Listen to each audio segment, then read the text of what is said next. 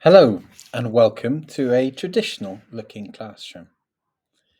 I'd like to take you on a journey and just go through the steps in history that got us to classrooms that look like this. I listened to a guy called Anthony Seldon talk about his four revolutions in education. He said that the first one was the birth of learning, and that really is fire, because it's only when you have fire that you can cook your food, and that food can then power the brain development that we needed to start to learn to think. And in fact, our argument later on comes to talk about brain development being critical, but more of that a little bit later. The second one was the printing press, because that gave us books. And then the third one was the Industrial Revolution, because that brought population together in greater density. And in those population centres, we then got schools. So from people learning from each other and writing on the walls of caves to those drawings becoming books that could transmit knowledge around the world, to people being sat in rows reading those books and then regurgitating that knowledge, you could argue that education hasn't moved forwards a whole lot until perhaps now. And that's the interesting point in history in which we find ourselves. I was shared this picture by BB's dad. BB's one of our lowest school students, and this is what he does for a living: is he works with companies and draws pictures like this to help them find the way forwards.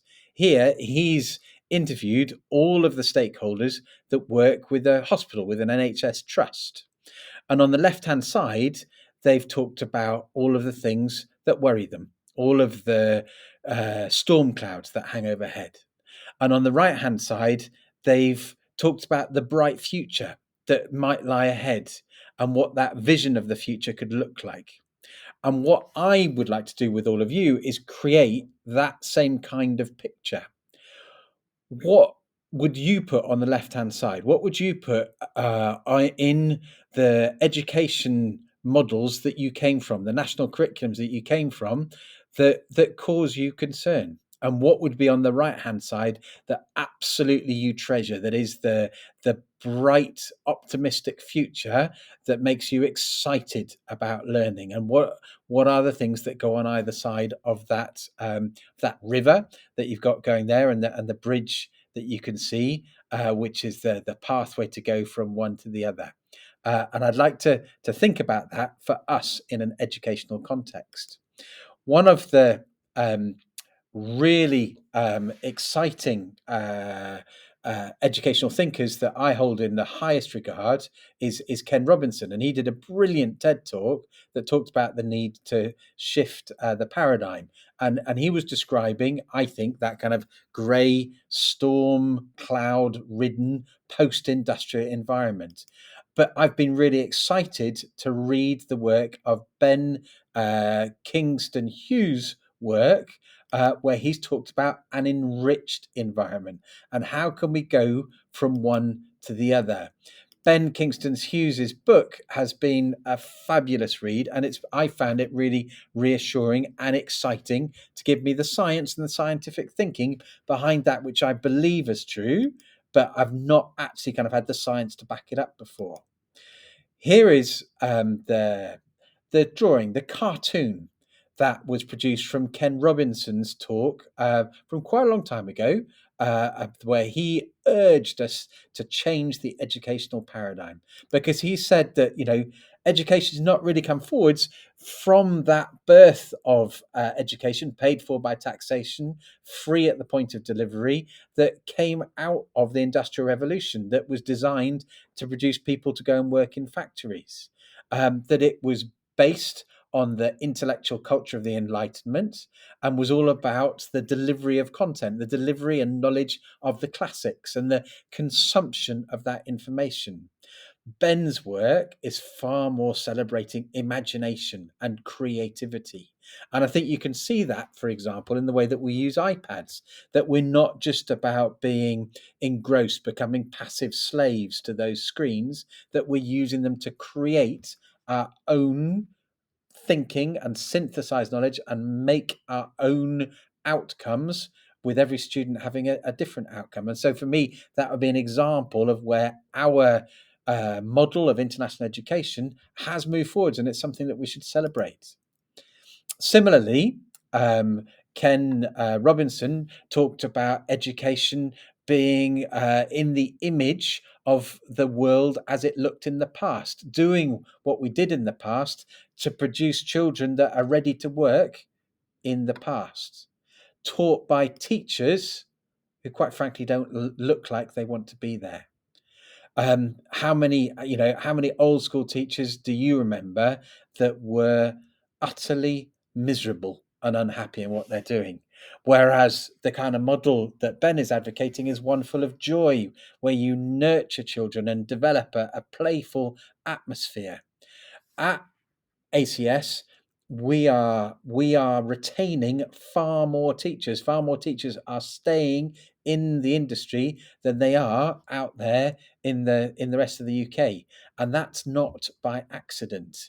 There is something going on, and Ben makes the argument that actually the positive brain chemicals that are being produced in the children are the same ones being produced in the teachers to actually give them joy and find the pleasure in what they are doing.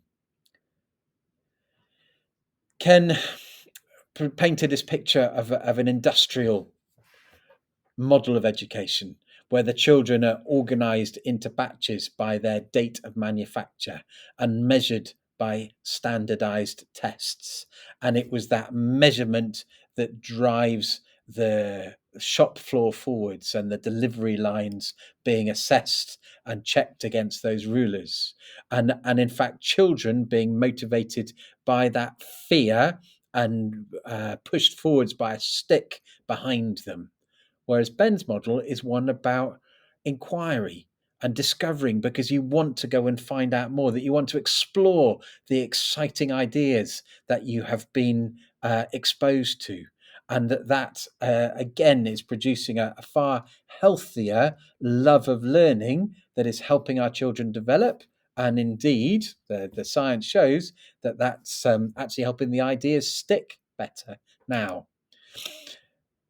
Ben would argue, as in fact Ken did, that the arts are an example of where our senses are utterly in tune with the world around us. They're operating at their peak, that you lose track of time because you're so engrossed in the world that's happening around you. When kids get to the end of the lesson and the bell goes and they just go, oh, has time gone already?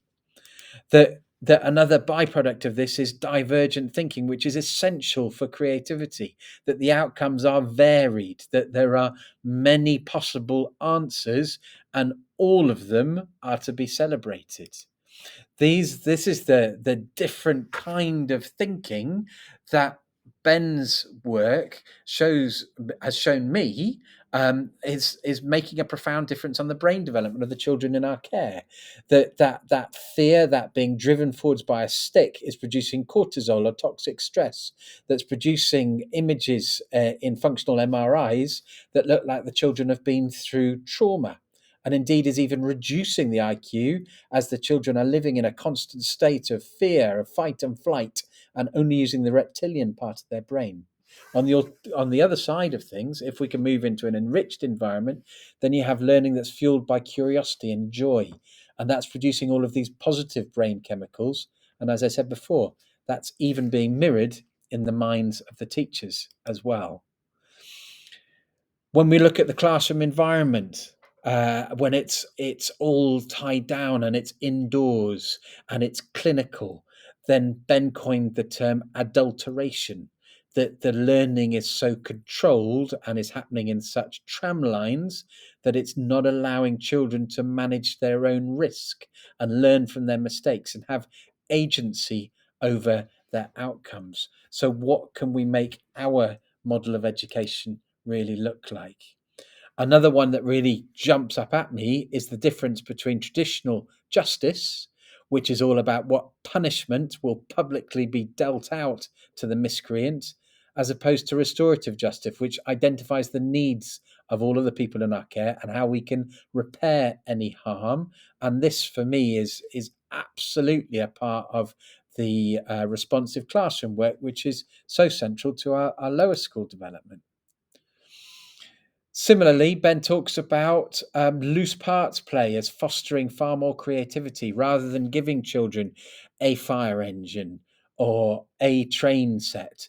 Actually, giving them loose parts and making them, enabling them, facilitating them to develop far more varied outcomes and not narrowing down their thinking in line with the creativity curriculum.